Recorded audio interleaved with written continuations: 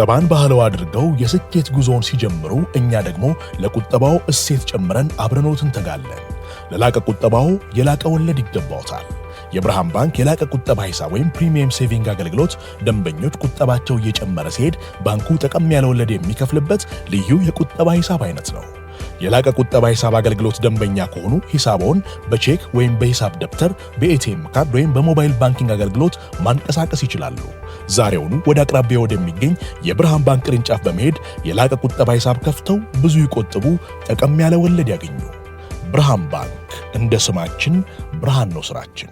እንቀጥላለን። አድማጮቻችን ከኛ ጋር አብራችሁ እንድትቆዩ ነው የምንጋብዛችሁ። ሌላኛውን ጉዳይ ደግሞ እንመልከት። የበርናርዶ ሲልቫን ጉዳይ እናንሳ። በማንቸስተር ሲቲ እንግዲህ ትላልቅ ጨዋታዎች ተጫዋች እንደሆነ እና ያለን በርናርዶ ሲልቫ ትላልቅ ጨዋታዎች ላይ የሚያሳየው ብቃት እንደዚሁ አስደናቂ ነው። ይህንን ጉዳይ እንመልከት። ከማንቸስተር ሲቲ ሊለቅና ወደ ፒኤስጂ ሊሄድ የነበረበት ጊዜ እንደነበረ ይታወቃልና ግን በሲቲ በቆየባቸው ዓመታት ከማንቸስተር ዩናይትድ ምርጥ ተጫዋች መካከል አንዱ ነው። እንመልከት ይህን ጉዳይ። በጣም አስደናቂ ተጫዋች ነው።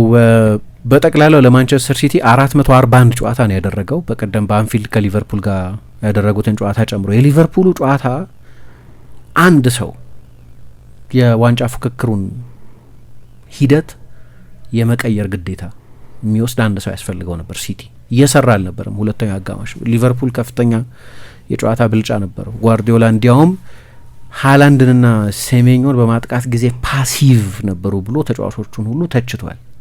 የሆነ ሰው አጠቃላይ ፕሪሚየር ሊጉን ስል መቀየሩን አላውቅም። ምክንያቱም አርብ 6 ነጥብ ነበር፣ ሰኞም 6 ነጥብ ነው። ሶ በጠቅላላው ፕራግማቲክ ሆነሽ ካየሽው ስቲል ትልቅ ልዩነት አልተፈጠረም። በሳምንቱ መጨረሻ የተፈጠረ የዋንጫ ፍክክሩን በተመለከተ ያየነው ለውጥ የለም። ያለው የስሜት ለውጥ ነው፣ ያለው የፐርስፔክቲቭ ለውጥ ነው። አሁን ሲቲ ሊነሳ ነው የሚል የመነሳት ታሪክ የነበረው ስለሆነ አንዴ ማሸነፍ ከጀመረ በተከታታይ ብዙ ጨዋታዎችን የማሸነፍ ልማድ ስለነበረው ይሄ ሌላ ቡድን ነው፣ ያኛው ቡድን ሌላ ቡድን ነው። ግን ሲቲ እንዲህ አይነት የቅርብ ጊዜ የቆየ ሳይሆን የቅርብ ጊዜ ታሪክ ያለው ይህንን ኮንቴክስት የሚቀይር አንድ ተጫዋች ያስፈልግ ነበር እና 441 ጨዋታ አድርጎ 75 ጎሎች ነው ያስቆጠረው። ግን የጎሎቹን ብሬክዳውን በምትሰሪበት ጊዜ የትኞቹ ጨዋታዎች ላይ ነው ጎሎቹን ያስቆጠረው በምትይበት ጊዜ ግን የተጫዋቹ ዋጋ የበለጠ ጎልቶ ይታይሻል። ብዙ ጎል የሚያስቆጥር አይደለም ማለት በየ6 ጨዋታው አንድ ጊዜ ጎል የሚያስቆጥር ተጫዋች ነው በአቬሬጅ ከሰራሽው 441 75። ግን ከሊቨርፑል ጋር 21 ጨዋታ አድርጎ ይሄ ብዙ ጎል የማያስቆጥር ተጫዋች በቀደምም ለመጀመሪያ ጊዜ በዚህ ሲዝን ጎል ያስቆጠረው ተጫዋች 8 የጎል ተሳትፈዋል። ከሊቨርፑል ጋር ብቻ በተደረጉ 21 ጨዋታዎች ጎል የማስቆጠር ግዴታ የሌለበት ተጫዋች ነው። 4 ጎል አስቆጥሯል፣ 4 የመጨረሻ ኳሶች ያቀብሏል። የማንቸስተር ደርቢ ላይ ሌላ ትልቅ ጨዋታ ነው። በ21 ጨዋታዎች 11 የጎል ተሳትፈዋል። ከዛም የበለጠ 7 አሲስቶች፣ 4 ጎሎች አሉት። ከሪያል ማድሪድ ጋር ያው ሲቲና ሪያል ማድሪድ በየአመቱ በቻምፒየንስ ሊግ ይገናኛሉ ይህንን የውድድር ዘመን ጨምሮ። ከሪያል ማድሪድ ጋር በ11 ጨዋታዎች 4 ጎሎች አስቆጥሯል እና ፔፕ በቀደም ሲናገር መሪያችን ነው እንከተለዋለን ብሎ እኔም እከተለዋለሁ መሪ ነው ብሎ በጨዋታውን የቀየረበትን መንገድ በጣም አድንቋል። እኔ ከዚህ በፊት አንስቼዋለሁ መሰለኝ ተጫዋቾች ደቃቅ ሆነው ወይም ፍጥነት የሌላቸው ሆነው ሲሳካላቸው ሳይ ደስ ይለኝ። እግር ኳስ የበለጠ አትሌቲሲዝም ያለበት ነው። የበለጠ መዝለል፣ የበለጠ መሮጥ፣ የበለጠ ፊዚካል መሆን አስፈላጊ መሳሪያ ነው በሚባልበት ዘመን እንደ ቤርናርዶ ሲልቫ አይነት ደቃቅ ተጫዋች በፕሪሚየር ሊግ the most physical the most intense በሚባል ሊግ ውስጥ ስኬታማ መሆኑ በጣም ያስደንቀኛል። ከዛ ደግሞ ብዙ ቦታ ይጫወታል። ስካይ ከጨዋታው በኋላ ትላንትና ነው መሰለኝ አንድ ሞንታዥ ነገር ሰርቶ ነበር ስለሱ ወደ ሲቲ ከመጣበት ጊዜ ጀምሮ የተጫወተባቸውን ቦታዎች በፐርሰንት ግራ ግን የውጭኛውን ኮሪደር ተጠግቶ ስንት ፐርሰንት ወደ ውስጥ ገባ ብሎ ሀፍ ስፔስ በሚባለው ላይ ስንት ፐርሰንት እንደሆነ ብሬክዳውን ሰርቶ ስታየው ያልተጫወተበት ቦታ የለም።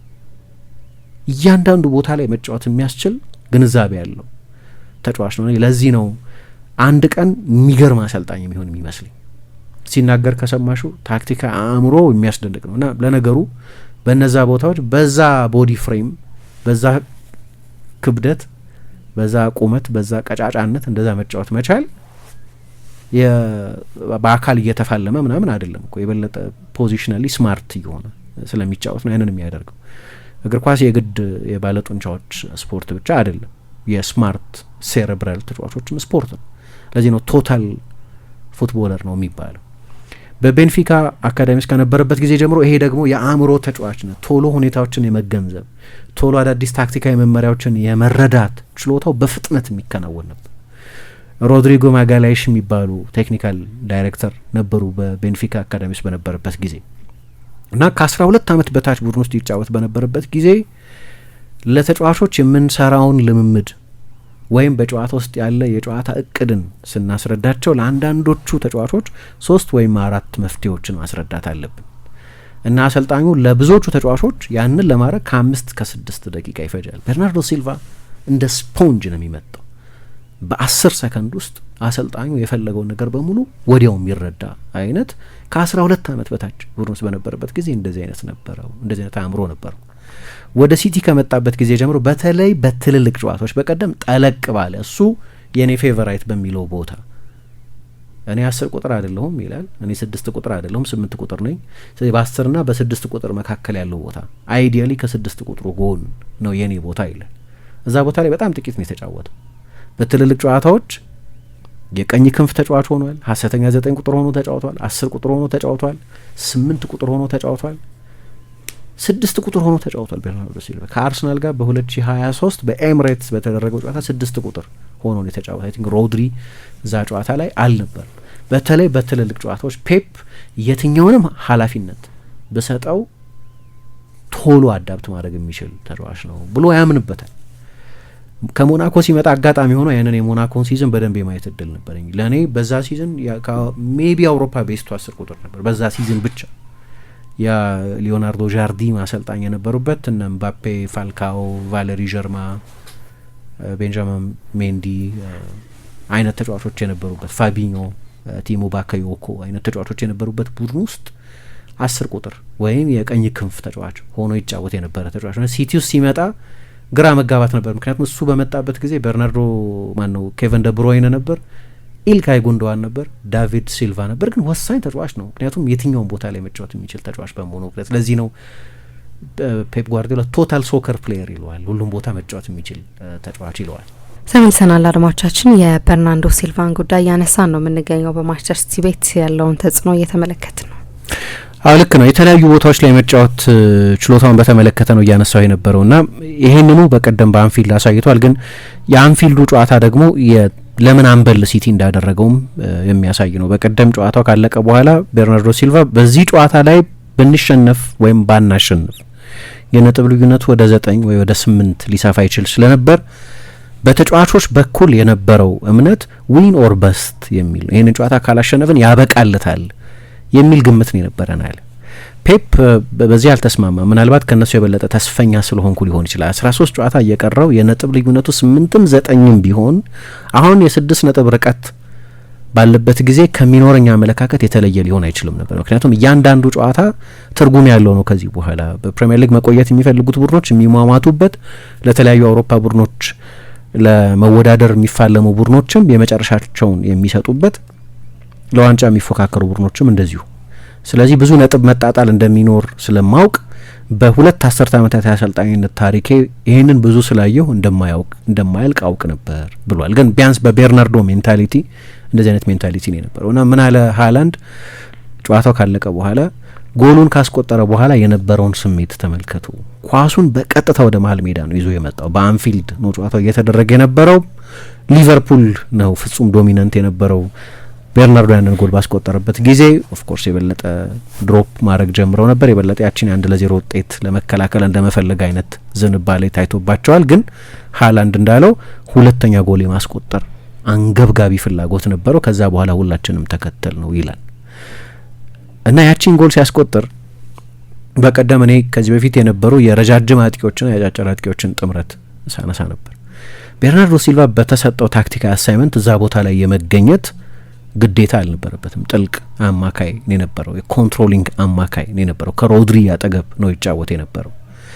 ለወትሮ እንዲህ አይነት ጎሎች የሚቆጠሩት በረጃጅምና አጫጭር አጥቂዎች ጥምረት ነው በእንግሊዝ ፌመስ የሁለት ረጃጅም እና አጫጭር ተጫዋቾች ጥምረት ውስጥ አይተናል አይነት ጎኖች። ኬቨን ፊሊፕስ በአንድ ሲዝን 30 ጎል ሲያስቆጥር ለሰንደርላንድ እየተጫወተ ኒያል ኩዊን የሚባል ረጅም አጥቂ ነበረው። ሊትልመን እና ቢግማን ኮምቢኔሽን የሚሉት እነሱ የጀርሜን ደፎ እና ፒተር ክራውች አይነት ወይ እንደዚህ ወይ ሄስኪና እንደዚህ አይነት ምሳሌዎች እያነሳው ነበር። በአብዛኛው የአጭር አጥቂዎች ስራ፣ ቦክስም ያጠቁ አማካዮች ስራ እኔ ነበር።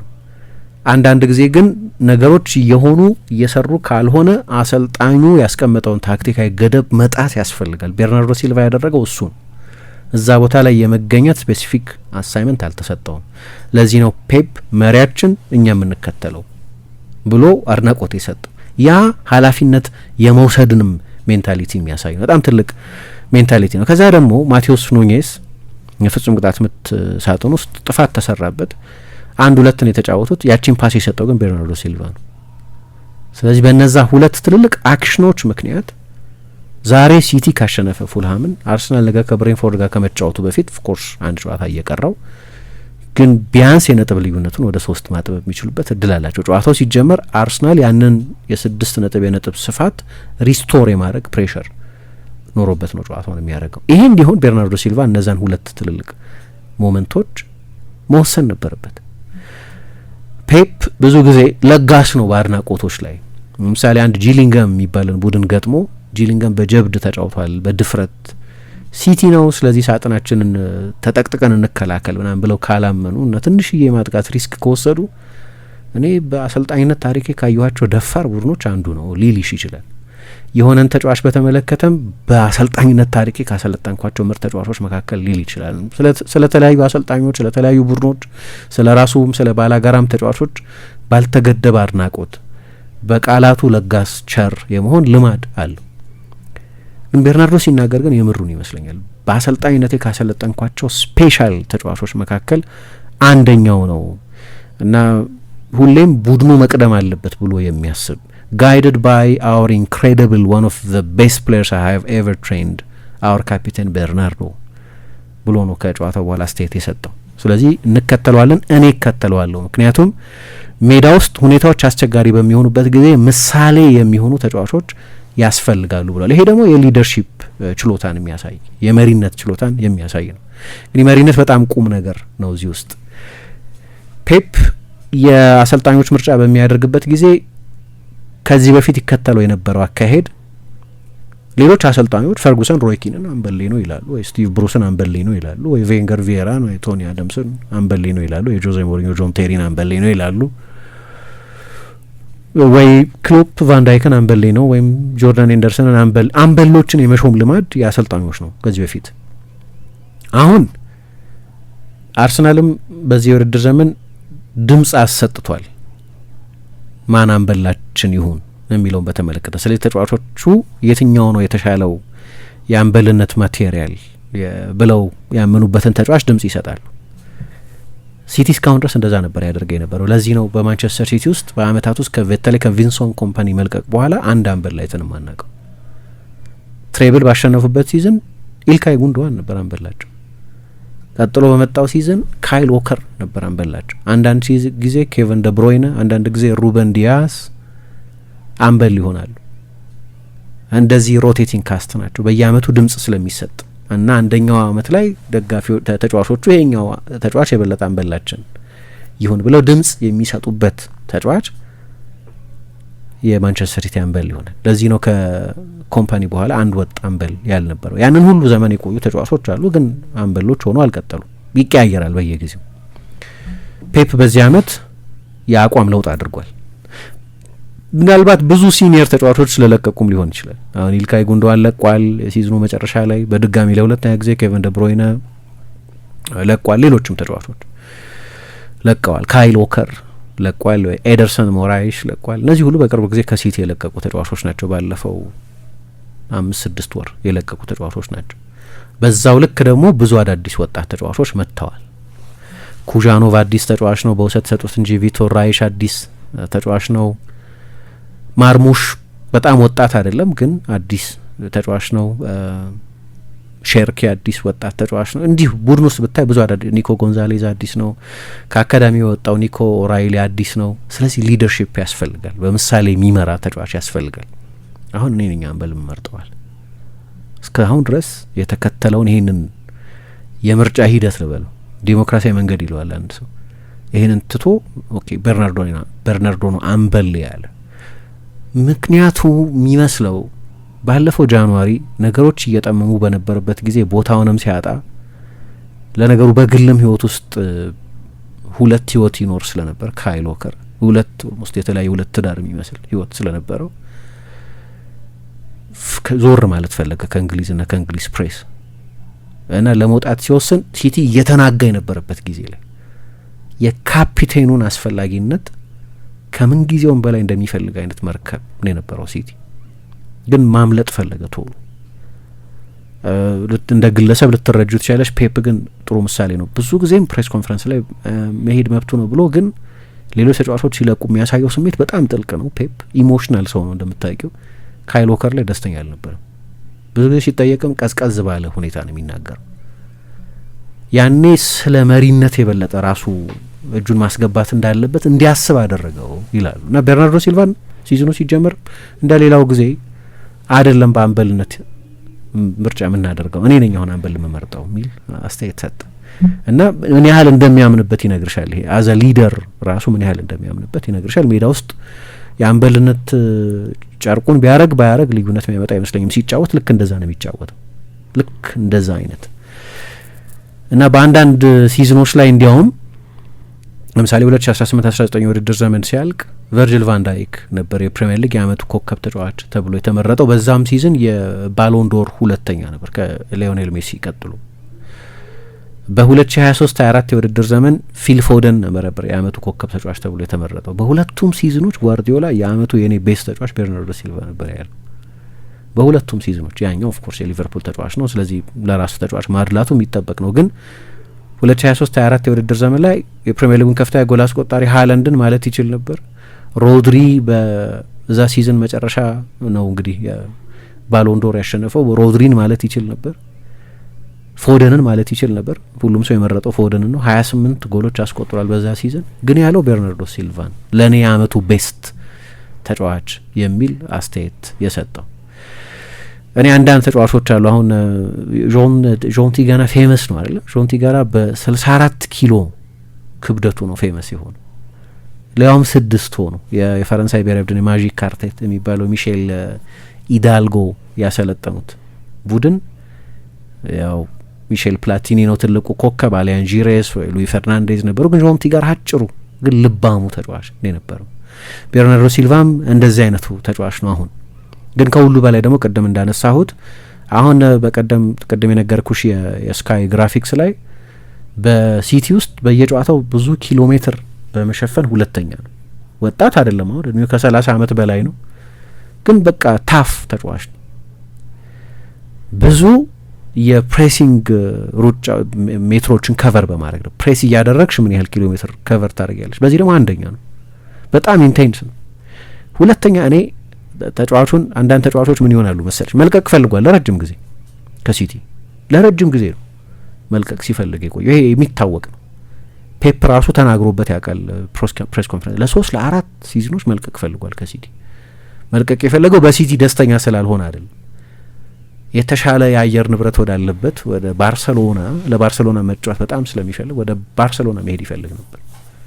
ከዛ ደግሞ ምሳ ቅድም እንዳልሽ ወደ ፓሪስ ሳን ጀርማን ሲባል ነበር። በፈረንሳይ ደግሞ ኖሮ ያውቃል። ተሳክቶለታል በሞናኮ። ያንን ፓሪስ ሳን ጀርማን ተገዳድረው የሊግ ባለድል ሆነዋል። ስለዚህ ወደዛ የተሻለ የአየር ጠባይ ወዳለበትም ቦታ መመለስ ፈልጎ ነበር። በተለይ ወደ ባርሰሎና ግን መሄድ ይፈልግ ነበር። አንዳንዶቹ ሲዝኖች ላይ ባርሰሎና በነበረበት የፋይናንስ ችግር ምክንያት ለቤርናርዶ ሲልቫ የሚሆን ኦፈር ማቅረብ አልቻለም። ዋናው ምክንያት እሱ ነው ያልሄደበት ምክንያት። ምክንያቱም ፔፕ እንደ ፖሊሲ አንድ ተጫዋች መልቀቅ ከፈለገ በሩን አይዘጋበትም። ተጫዋቹን ማጣት እንደሚያጎድለው ቢያቅም በጣም በተወሰኑ አጋጣሚዎች ላይ ብቻ ነው ኢንተርቪን የሚያደርገው። ምናልባት ቅድም ያነሳሁት ካይል ዎከር ወደ ባየር ሚኒክ ወደ ቱሄል ቡድን ለመሄድ ተቃርቦ በነበረበት ጊዜ ያኔ በመሀል ጣልቃ ገብቶ አቆይቶታል። ግን በስንት ጊዜ አንዴ ነው እንደዚህ እጁን የሚያስገባው እንጂ ተጫዋቹ መጥቶ አይ በቃ መልቀቅ ፈልጋለሁ ካለ ጫና አያደርግበትም። ቤርናርዶ ሲልቫም ላይ ብዙ ጫና ያደረገ ይመስለኝ። የሆነ ጊዜ ደግሞ ወደ ሳውዲም ጭምር ሲባል ማርካ አንድ ሰፊ ዘገባ ይዞ ወጥቶ ነበር እና ኦፍ ኮርስ አስበውበታል ደግሞ ወደ ሳውዲ ብዙ ገንዘብ የሚያስገኝ ስለሆነ። ሀሳቡ ግን እንደው ውጪ እንደሚል አይነት ተጫዋች ግን አይደለም። ደግሞ ሲጫወት የሲቲን መለያ ለብሶ እስከገባ ድረስ ኮሚትድ ነው። እንደዚህ አይነት ኮሚትመንት ያለው ተጫዋች ነው እና ደግሞ ባለፉት አመታት የጉዳት ታሪኩን በጣም አስደናቂ ስለሆነ ምንም ኦልሞስት ሳይጎዳ በየጨዋታው እንደዚህ አይነት ኃላፊነቶች የሚወስድ ነው እና ፔፕ ደግሞ የሚወደው አንድ ፖዛ የሚባል ኮንሰፕት አለ። ፖዝ ማድረግ፣ በጨዋታ ውስጥ መስከን፣ መረጋጋት፣ ያንን ኃላፊነት የጨዋታ ሪትም የመወሰን ኃላፊነትም ብዙ ጊዜ የሚወስድ የፔፕን አእምሮ በሚገባ የተገነዘበ አይነት ጨዋታ ማስከን የሚያስፈልገው። ለምሳሌ ፎደን አንዳንድ ጊዜ ያንን ኮንሰፕት በሚገባ ስላልተረዳ እያንዳንዱን አጋጣሚ የማጥቃት የቀጥተኛ የቨርቲካል ሩጫም የቨርቲካል ፓስም የማድረግ ልማድ አለው። ቤርናርዶ እዛ ቦታ ላይ ሲጫወት ግን ከበለጠ ስክነት፣ ከመረጋጋት፣ ከጨዋታ ማስተዋል ጋር ነው የሚጫወተው እና በጣም አጭር ነው፣ በጣም ደቃቅ ነው። ግን ደሞስ ፊዚካል በሚባል ሊግ ውስጥ በፈለገው ቦታ ታስታውሻለሽ። በኤምሬትስ አርሰናልን 3-1 ባሸነፉበት ጊዜ ግራ ፉልባክ ሆኖ ተጫውቷል። የግራ ፉልባክ አድርጎ ተጠቅሞበታል። ከሳካ ጋር ማለት ከፕሪሚየር ሊግ ምርጡ ቀኝ ክንፍ ተጫዋቾች ጋር ከአንዱ ጋር አጫውቶታል። ያን ያህል ነው የሚያምንበት። እዛ ጨዋታ ላይ ተሳካለት አልተሳካለት ሌላ ጉዳይ ነው። ግን አሰልጣኙ ያንን አይነት አሳይመንት መወጣት ይችላል ብሎ የሚያምንበት ከ9 ቁጥር እስከ ግራ ፉልባክነት የሚያጫውተው አይነት ነው እና ከሲቲ ሲለቅ ምንም ጥያቄ የለውም ከሲቲ ሌጀንዶች መካከል አንዱ ተብሎ መታወሱ ግድ ነው እና ስለሱ ትንሽ ማንሳት የሚያስፈልግ ይመስላል። በተለይ ደግሞ በቀደም ያደረገው ኢንተርቬንሽን የሲቲን የዋንጫ ተስፋ ያለመለመ ወይም በዋንጫ ፍክክር ውስጥ ቢያንስ እንዲቆይ ያደረገ ስለሆነ ቁጠባን ባህለው አድርገው የስኬት ጉዞውን ሲጀምሩ እኛ ደግሞ ለቁጠባው እሴት ጨምረን አብረኖት እንተጋለን። ለላቀ ቁጠባው የላቀ ወለድ ይገባዎታል። የብርሃን ባንክ የላቀ ቁጠባ ሂሳብ ወይም ፕሪሚየም ሴቪንግ አገልግሎት ደንበኞች ቁጠባቸው እየጨመረ ሲሄድ ባንኩ ጠቀም ያለ ወለድ የሚከፍልበት ልዩ የቁጠባ ሂሳብ አይነት ነው። የላቀ ቁጠባ ሂሳብ አገልግሎት ደንበኛ ከሆኑ ሂሳቦን በቼክ ወይም በሂሳብ ደብተር፣ በኤቲኤም ካርድ ወይም በሞባይል ባንኪንግ አገልግሎት ማንቀሳቀስ ይችላሉ። ዛሬውኑ ወደ አቅራቢያ ወደሚገኝ የብርሃን ባንክ ቅርንጫፍ በመሄድ የላቀ ቁጠባ ሂሳብ ከፍተው ብዙ ይቆጥቡ፣ ጠቀም ያለ ወለድ ያገኙ። ብርሃን ባንክ፣ እንደ ስማችን ብርሃን ነው ስራችን።